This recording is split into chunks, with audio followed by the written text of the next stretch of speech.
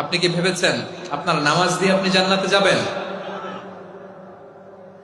আপনি তাহাজ্জুদ গুজার, সেজদা দিতে দিতে কপালে দাগ ফেলেছেন, এটা আপনারা জান্নাতে নেবে না?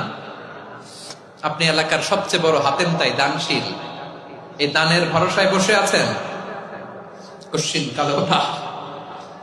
আমাদের নামাজ, আমাদের রোজা, আমাদের ইবাদত, এগুলোকে মিজানের পাল্লায় উঠালে কোনো ওজনই হবে না।